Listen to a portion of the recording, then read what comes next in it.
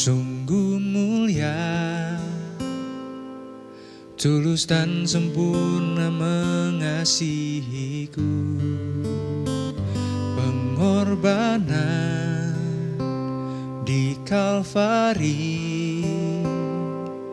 sungguh berharga kau tebus dosaku. Terpujilah Tuhan Yesus, ditinggikan di atas pujian. Dari dalam lubuk hatiku, ku sujud dan berterima kasih. Terima kasih Tuhan.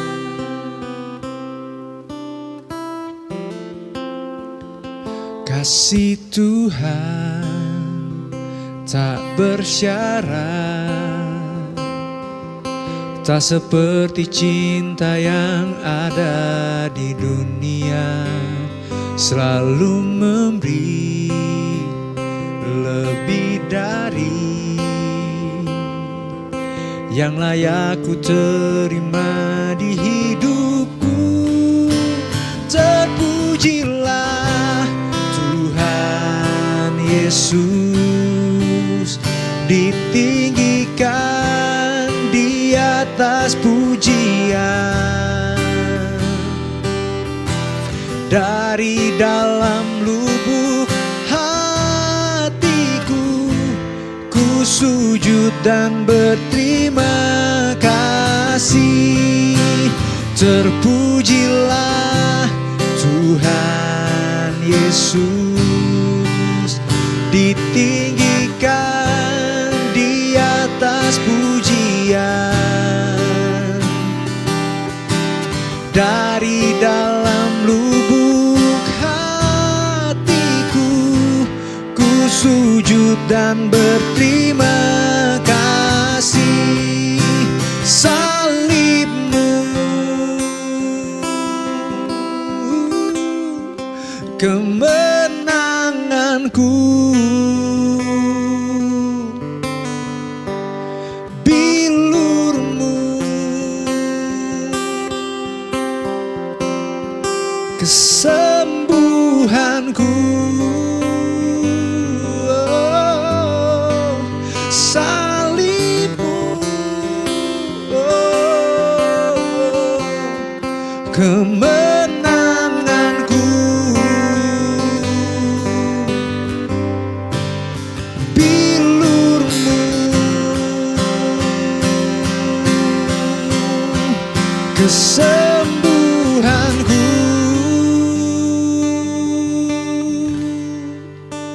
Terpujilah Tuhan Yesus, ditinggikan di atas pujian. Dari dalam lubuk hatiku, ku sujud dan berterima kasih. Terpujilah Tuhan Yesus, ditinggikan di atas segalanya.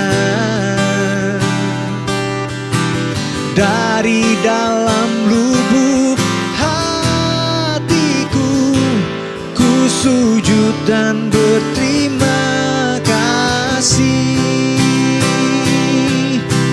Dari dalam lubuk hatiku, ku sujud dan berterima kasih.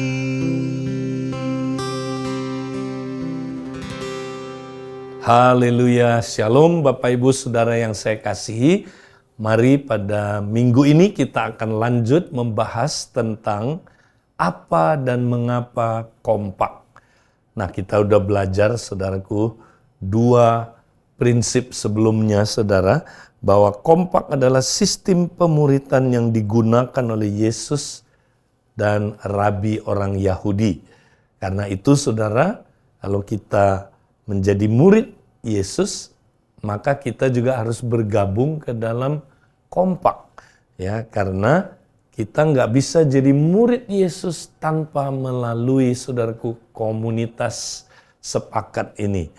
Nah, kemudian saudara, kita juga sudah belajar, saudaraku, bahwa kompak bukan sekedar small group, kelompok kecil, tapi dia adalah unit terkecil komunitas tubuh Kristus. Di dalamnya kita menghidupi gaya hidup tubuh Kristus. Connect terus dengan kepala, connect dengan sesama, saudara. Nah, kalau kita ada di kelompok, kita ada di komunitas tubuh Kristus, saudara, baru di situ ada kehidupan. Ya, kalau itu hanya small group, tidak ada kehidupan. Kalau tidak ada kehidupan, kita tidak mungkin tumbuh ya bersama-sama. Nah, karena itu, saudara, penting sekali kita semua harus ada di dalam unit ya terkecil dari komunitas tubuh Kristus. Nah, sekarang kita lanjut, saudara. Ya, kita akan membahas tentang poin yang ketiga. Ya, apa dan mengapa kompak, saudara? Nah, kita lihat kompak adalah alat Tuhan untuk melakukan pekerjaan-pekerjaan Bapa. Saudara masih ingat satu ayat Yesus berkata demikian, saudara, dalam Yohanes 14 ayat 12. Aku berkata kepadamu, sesungguhnya barang siapa percaya kepadaku, ia akan melakukan juga pekerjaan-pekerjaan yang aku lakukan. Bahkan pekerjaan-pekerjaan yang lebih besar daripada itu. Sebab aku pergi kepada Bapa. Nah, ini saudaraku Yesus katakan, ya nanti kalau aku pergi kepada Bapa, Roh Kudus akan datang. Nah, ketika Roh Kudus datang, saudara, dia membentuk tubuh Kristus. Dia membaptis kita ke dalam tubuh Kristus. Sehingga kita menjadi bagian dari anggota tubuh Kristus. Dan kemudian, saudara, Tuhan janjikan ya bahwa ya melalui kelompok komunitas tubuh Kristus ini, saudara, kita akan diutus seperti ya Bapa mengutus Yesus, kita juga akan diutus untuk melakukan pekerjaan-pekerjaan yang seperti yang Yesus lakukan, saudara. Ya, nah pekerjaan-pekerjaan apa itu? Nah, Yesus, saudaraku, datang untuk melakukan pekerjaan Bapa. Ya, pekerjaan Bapa itu adalah apa, saudara? Ya, di mana dia diurapi oleh Roh Kudus untuk memberitakan Injil kepada orang miskin. Ya, kemudian apa, saudaraku? Ya, melepaskan orang-orang yang terikat, saudara. Ya, menyembuhkan orang-orang yang tertindas. Kemudian, saudaraku, ya, mencelikkan mata orang yang buta. Ya, memberitakan tahun rahmat Tuhan telah datang. Ya, jadi Tuhan Yesus, saudaraku, melakukan pekerjaan Bapa, yaitu memberitakan Injil, saudara. Melepaskan orang dari kuasa gelap, kesembuhan ilahi, buka mata orang, saudara, supaya terbuka, tercelik, ya, dan memberitakan tahun pembebasan, tahun Yobel, bahwa tahun pembebasan total dimungkinkan dengan datangnya Tuhan Yesus. Nah, saudara, jadi Yesus bilang di sini, aku berkata kepadamu, sesungguhnya barang siapa percaya kepadaku, ia akan melakukan juga pekerjaan-pekerjaan yang aku lakukan. Ya, nah ia di sini, saudara, kalau dalam bahasa Indonesia, ya itu tunggal, saudara. Sepertinya kita sendirian bisa melakukan pekerjaan-pekerjaan seperti yang Yesus lakukan, yaitu tadi usir setan, sembuhin orang sakit, pelepasan, ya saudara, melakukan mujizat, atau ya saudara saudaraku, melakukan pekerjaan-pekerjaan menghancurkan kuasa kegelapan. Ya. Nah, sepertinya kita sendirian bisa. Padahal saudara, kalau kita lihat nggak mungkin. Ada orang pikir janji ini adalah untuk kita secara pribadi. Nah, mana mungkin saudara saya secara pribadi bisa bersaingan seperti Tuhan Yesus. Saya bisa melakukan apa yang Yesus lakukan dulu. Nah, logikanya begini saudara. Ya, kalau saya sendiri, kan saya tanda kutip tidak sedahsyat Tuhan Yesus dong. Kenapa saudara? Tuhan Yesus punya semua karunia lengkap. Dia punya 5 jawatan, saudara. Dia punya 7 karunia motivasi. Dia punya, saudara, 9 karunia Roh Kudus bisa bermanifestasi dalam dirinya sekaligus. Saya sendiri mana mungkin bisa melakukan, saudaraku, pekerjaan-pekerjaan seperti yang Yesus lakukan karena karunia saya nggak komplit. Mungkin saya nggak punya 5, 1 dari 5 itu mungkin. Saya nggak punya 7 karunia motivasi. Mungkin paling-paling 2 dari 7 itu yang menonjol. Ya, mungkin yang bermanifestasi hari ini hanya 3 karunia Roh Kudus, saudaraku. Jadi saya sendiri tidak mungkin bisa melakukan apa yang Yesus lakukan dulu. Ya, makanya kalau lihat konteksnya, ayat ini bukan untuk kita secara pribadi, saudara. Karena konteksnya adalah Yesus bilang, kalau aku pergi kepada Bapa, kalau aku pergi kepada Bapa, Roh Kudus datang, dia memakai tubuhnya. Nah, ayat ini jadi bukan untuk kita secara pribadi. Nah, bahasa Inggris katakan they. NIV menggunakan kata they, mereka. Saya bacakan. Very truly I tell you, whoever believes in me will do the works I have been doing. And they, mereka, will do even greater things than this because I am going to the Father. Nah, kalau Yesus pergi kepada Bapa, Roh Kudus dicurahkan melalui Roh Kudus nanti, saudara, maka saudara, dia akan memakai tubuh Kristus, komunitas tubuh Kristus. Ya, saya percaya unit dasarnya apa tadi? Kompak, saudara. Jadi 2-3 orang ini, saudara. Makanya Yesus kalau pergi mengutus murid-muridnya melakukan pekerjaan-pekerjaan Bapa adalah dua orang diutus keluar, saudara. Ya, ketika kita diutus sebagai utusan Kristus, 2-3 orang ini, kita punya karunia lebih lengkap daripada sendirian, kan? Kalau sendirian kan terbatas. Tapi kalau 2-3 orang lebih lengkap, makanya kita akan dipakai dahsyat melakukan pekerjaan-pekerjaan Bapa, saudara, ya, sehingga kita bisa, saudaraku, ya, menghadirkan kerajaan Allah ya di bumi ini, saudara. Nah, itu ya yang ketiga, poin yang ketiga. Nah, poin yang keempat, saudara, mengapa kita praktek kompak, saudara? Nah, yang keempat, karena kompak adalah alat Tuhan untuk menghadirkan dan memperluas kerajaan Allah. Nah, saya mau ceritakan dulu, saudaraku, Matius 18 ini.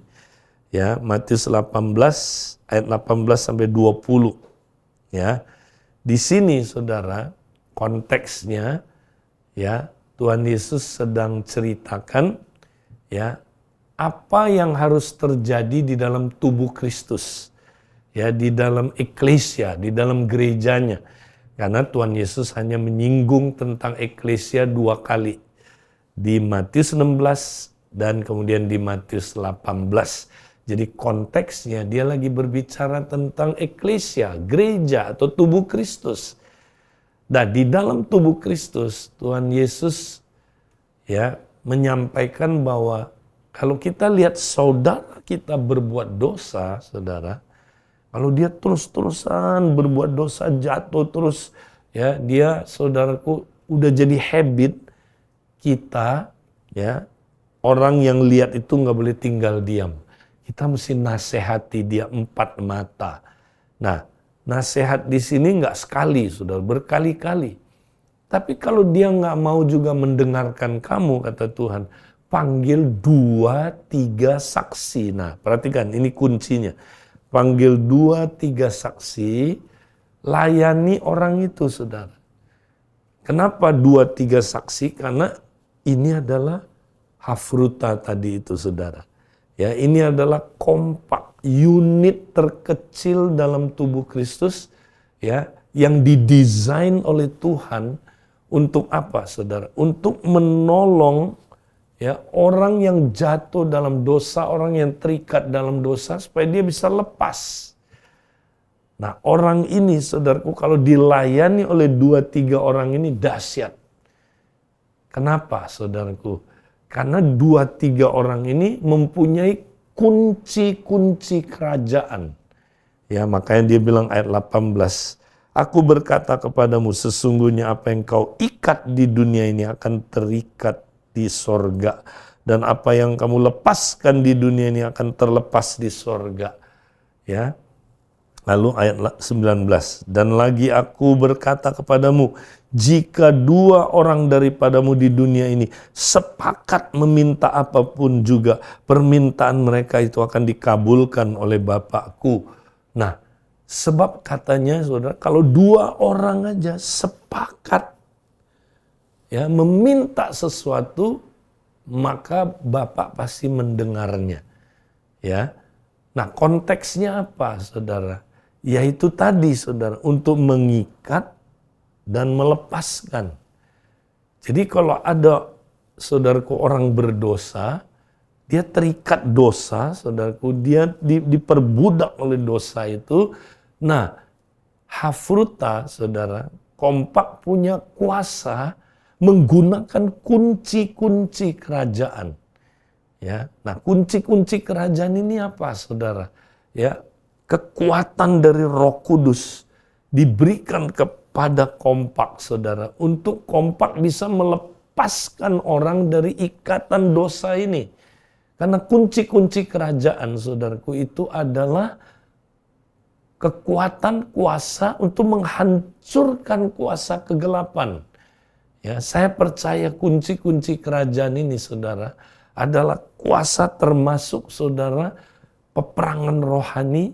Ya, kemudian saudara kita usir setan, ya, doain orang sakit, beritakan Injil, saudara, ya, mendemonstrasikan mujizat untuk apa, saudaraku, supaya orang-orang yang hidup dalam kerajaan kegelapan yang diikat oleh kuasa kegelapan boleh dilepaskan, sehingga mereka boleh dipindahkan dari kerajaan kegelapan masuk ke dalam kerajaan terangnya Allah.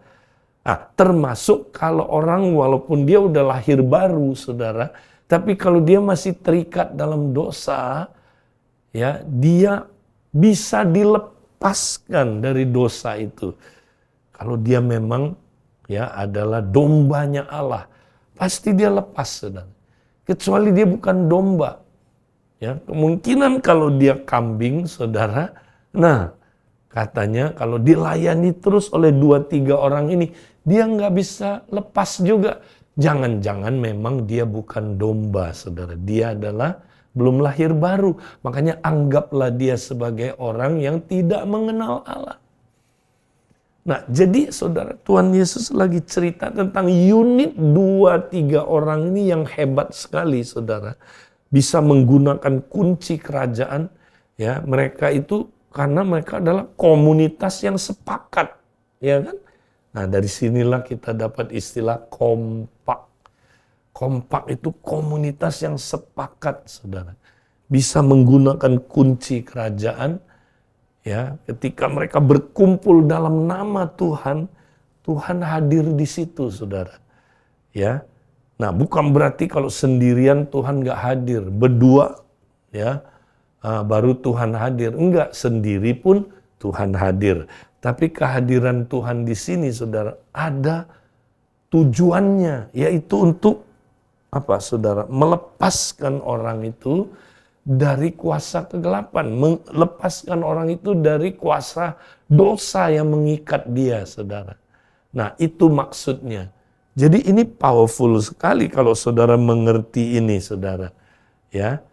Jadi saudara, kompak adalah apa saudaraku? Alat Tuhan untuk menghadirkan dan memperluas kerajaannya. Ya, kompak itu saudara bisa ya melepaskan orang dari kuasa kegelapan, bawa dia masuk ke dalam kerajaan terang, ya, atau orang yang walaupun udah ada dalam kerajaan terang, tapi dia masih terikat dengan ikatan-ikatan ya dosa, dia bisa dilepaskan kalau ada kelompok 2-3 orang ini melayani dia.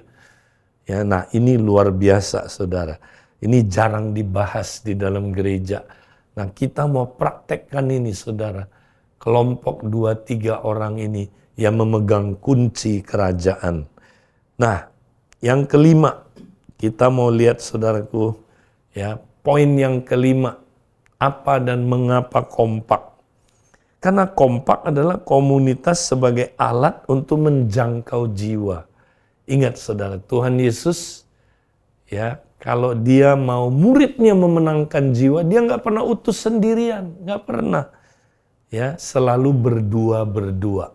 Perhatikan Markus 6 ayat 7 saudara ya. Ia memanggil ke-12 murid itu dan mengutus mereka berdua-berdua. Ia memberi mereka kuasa atas roh-roh jahat. Jadi kenapa berdua saudara? Karena pelayanan tubuh. Kalau sendirian kan bukan pelayanan tubuh saudara, individual. Tapi kalau berdua, ada kepalanya saudara. Mereka jalan sama-sama memenangkan jiwa, makanya lebih dahsyat saudara. Ya, sayangnya orang Kristen ya kalau diutus keluar nggak berdua-berdua, sendiri-sendiri. Banyak yang ambruk, hancur hidupnya dan nggak berhasil saudara. Kenapa? Karena sendirian, pelayanan individual. Ya, mestinya pelayanan tubuh, saudara, lebih dahsyat. Lihat, bukan hanya murid-murid ya diutus berdua-berdua para rasul, tapi juga 72 murid. Perhatikan. Kemudian daripada itu Tuhan menunjuk 70 ya murid yang lain, lalu mengutus mereka berdua-dua mendahuluinya ke setiap kota dan tempat yang hendak dikunjunginya. Ya, saudara, Tuhan Yesus menggunakan pola 2 orang. Diutus, kembali lagi, pelayanan tubuh, saudara. Ya, nah, mari saudaraku, ya kita ya mau terus saudaraku setia dalam kelompok 2-3 orang ini, ya kita mau saudaraku praktek ini karena ini sangat alkitabiah. Nah, yang sekarang yang terakhir saudara, ya, mengapa kita praktek kompak saudara? Ya, sebab ini adalah komunitas yang bersinergi yang disiapkan oleh Tuhan untuk kita bisa berbuah lebih lagi dan kita bisa saudaraku ya menjangkau lagi saudaraku lebih hebat. Ya, nah kita baca dalam Pengkhotbah 4 ayat 9 sampai 12.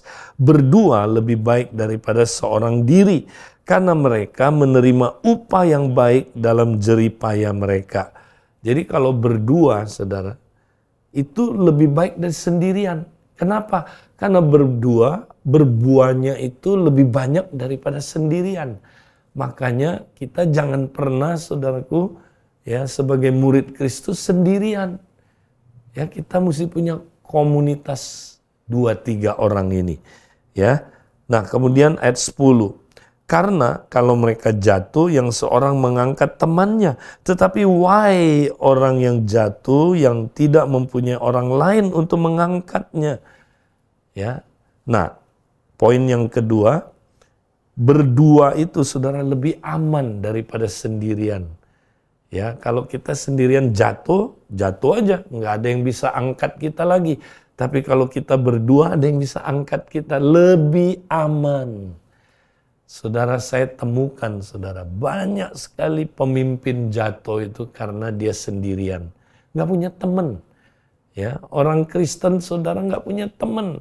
Kita harus punya hafruta. Ya, hafer, teman. Dan hidup dalam hafruta. persahabatan sejati, saudara. Kalau enggak, kita gampang jatuh, saudara. Kemudian dia bilang begini, ya, tetapi why kalau orang yang jatuh yang tidak mempunyai orang lain untuk mengangkatnya? Juga kalau orang tidur berdua mereka menjadi panas, tetapi bagaimana seorang saja dapat menjadi panas? Nah, kalau berdua katanya dekat, bersekutu, tidur, di sini bicara soal bersekutu, maka dia panasnya ditransfer seorang akan yang lain. Saudara, kalau kita ada di dalam hafruta kompak, kita nggak pernah padam api kebangunan rohaninya, saudara. Tapi coba lihat bara, kalau sendirian dipisahkan, sebentar aja saudaraku padam. Makanya kita harus punya hafruta, di mana kita punya teman persekutuan yang erat hubungannya, sehingga saudaraku api revival itu terus terpelihara dalam diri kita, saudara. Ya, ayat 20. Dan bila mana seorang dapat dialahkan, dua orang dapat bertahan, tali 3 lembar tidak mudah diputuskan. Wow. Ya, kalau kita sendirian gampang dikalahkan, dapat dikalahkan. Tapi kalau berdua dapat bertahan. Yang paling sulit dikalahkan adalah bertiga, saudara. Ya, ini dahsyat kalau saudara mengerti, ya. Nah, teman saya, saudara, dia cerita, dia punya teman baik, tukang buat tali. Ya, tali itu kan dipilin, ya, dari serabut, dipilin. Nah, dia bilang tali yang terkuat dengan volume yang sama, saudara, ya, adalah tali yang dipilinnya 3. Ya, jadi kalau 1 dipilinnya 2, 3 atau 4, yang paling kuat adalah kalau 3 dipilin, ya, menjadi 1. Kenapa, saudara? Karena 3 ini pilinannya itu sempurna, saudara. Itu menghasilkan apa, saudaraku? Namanya sinergi. Ya, saudara, makanya Allah kita Allah Tritunggal, saudara. 3 pribadi. Ya. Nah, kita lihat, saudaraku. Jadi kalau kita, ya, betul-betul punya komunitas sinergi lewat kompak, saudara, wah, kita akan melakukan perkara-perkara yang besar, lebih besar daripada yang kita lakukan sendirian, karena bersinergi. Yang terakhir, saudara, saya tunjukkan datanya. Ya, menurut Dave Ramsey, saudara, dalam Enter Leadership, ya, dia berkata kuda yang paling kuat di dunia ini adalah kuda Belgia. Lihat gambarnya, wow, kuda Belgia itu kemungkinan 4 kali mungkin, ya, 3 kali lebih atau 4 kali kuda Batak, kuda Sumba, ya, gede, saudara, kuda ini. Ya, kuda ini bisa tarik, lihat, bisa tarik balok-balok itu tanpa pakai roda. Hebat nggak, saudara?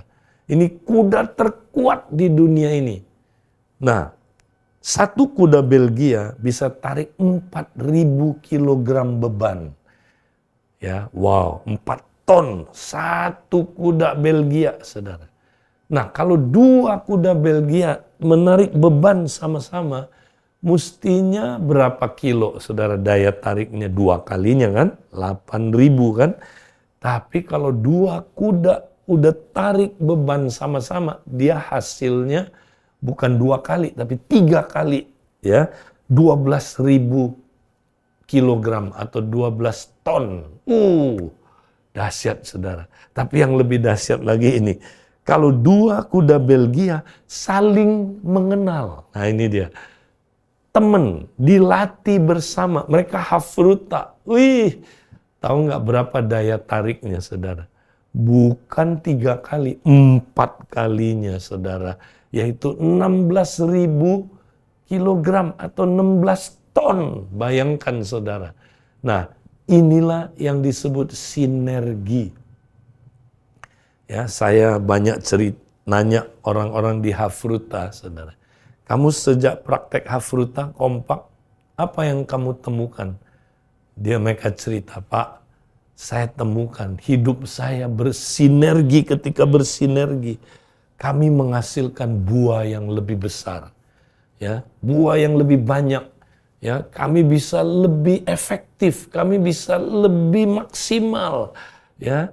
Wow, saudara, makanya saya dorong saudara, ayo, ya, kita mau ada di dalam kompak. Kalau kita nggak ada di dalam kompak sejati, nggak mungkin kita bertumbuh bersama, saudara. Makanya pastikan tahun ini, saudara, kompak-kompak yang ada itu, saudaraku, kompak yang sejati. Ya, jangan kita ada di kompak yang adalah kompak-kompakan. Nah, kalau kita kompak-kompakan, saudara, ya kita mesti rubah. Kita mesti apa, saudaraku, perbaiki kompaknya, bikin komitmen baru. Nah, puji Tuhan, saudara yang belum berkompak, saudara tahun ini akan ditolong, ya, oleh Arya, saudara. Bagaimana saudara bisa, ya, bersama-sama bertumbuh dalam kompak sejati ini. Mari, saudaraku, kita tetap semangat, ya. Pada bulan ini kita masih terus berfokus bagaimana kita berada dalam kompak sejati. Tuhan memberkati kita. Amin.